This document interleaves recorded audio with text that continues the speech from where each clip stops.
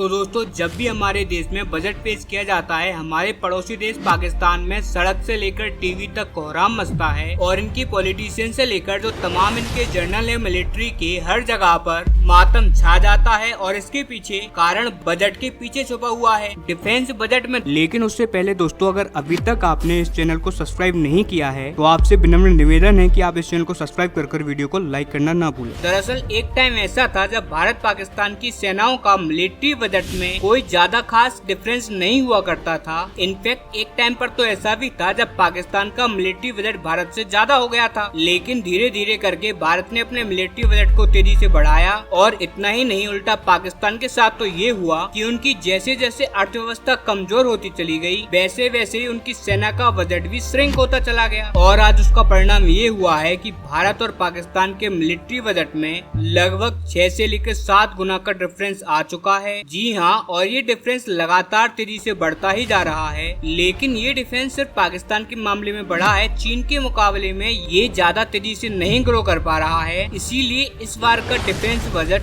Hit और miss दोनों ही रहा है, क्योंकि पाकिस्तान के मामले में तो ये सुपर हिट है, लेकिन चीन के मामले में अभी हमें थोड़ी सी कमी रह गई है। मैं ऐसा क्यों कह रहा हूँ तो आप खुद आपकी स्क्रीन पर देखिए। दरअसल इस साल भारत के वित्त मंत्रालय ने तीनों सेनाओं के लिए करीबन 6,21,000 करोड़ रुपए का डिफेंस बजट एलोकेट किया है। अब अगर हम पिछले साल से कंपेयर करें तो इसमें एक शानदार उछाल देखा जा रहा है, क्योंकि पिछले साल के कंपैरिजन में इस साल हमारा डिफेंस बजट करीबन 5% बढ़ चुका है। एकदम एक्यूरेट बताऊं तो ये 4.79% बढ़ा है, जो कि एक अच्छा खासा जंप है। और इसी के साथ अब भारत का मिलिट्री बजट $75 बिलियन हो चुका है। जी हाँ, $75 बिलियन इस साल हम अपनी तीनों सेनाओं पर खर्च करेंगे। और यहीं अगर हम पाकिस्तान से कंपेयर करें तो ये पाकिस्तान से करीबन 7 गुना ज्यादा बढ़ा है। और वहीं अगर चीन को कंपेयर करें तो चीन से ज्यादा सेटिस्फैक्टरी हमको रिजल्ट नहीं मिल पाएंगे। अब इसका कारण ये है कि चीन का मिलिट्री बजट करीबन $200 बिलियन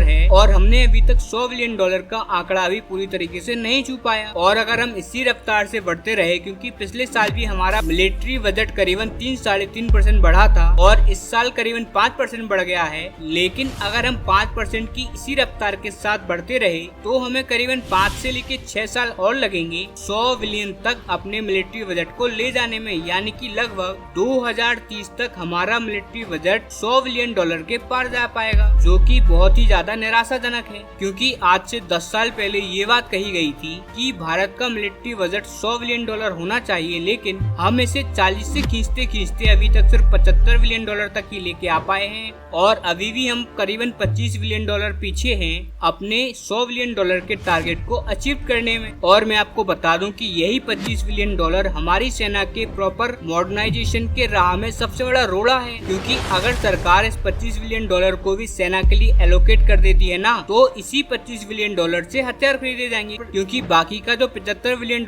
है उसमें से मैक्सिमम तो चला जाता है सैनिकों की सैलरी में, इसके अलावा पेंशन्स में और सेना को मेंटेन करने में। उसके अलावा भी बहुत ही कम पैसा बचता है सेना के लिए नए हथियार खरीदने के लिए। लेकिन अगर ये 75 से लेकर सीधा 100 या 90 बिलियन हो जाता तो उस 15-20 बिलियन के अंदर ही हम सेना को 2 से 3 सालों में पूरी तरीके से मॉडर्नाइज कर सकते हैं। सेनाओं के लिए नए हथियार खरीदे जा सकते हैं। वहीं डिफेंस एक्सपर्ट इस बात से ज्यादा निराश हैं कि इस बार तो आम जनता पर टैक्स भी ज्यादा लगा दिया, चाहे फिर वो शॉर्ट टर्म का हो या फिर लॉन्ग टर्म का हो, हर तरीके का टैक्स उसमें बढ़ाया गया है। नए नए चार्जेस भी जोड़े गए हैं, यानी कि सरकार की कमाई ज्यादा होगी। लेकिन उसके बावजूद जो डिफेंस बजट है उसे मात्र 4.79% ही बढ़ाया। अगर उसे 10 से 12% भी बढ़ा देते तो वो संतोषजनक होता। लेकिन इस बार भी डिफेंस सेक्टर से निराशा ही हाथ लगी है। आशा करते हैं कि अगले साल सरकार इसे 85 से लेकर $90 बिलियन तक कम से कम पहुंचा ही देगी, क्योंकि इसकी हमें बहुत ज्यादा आवश्यकता है।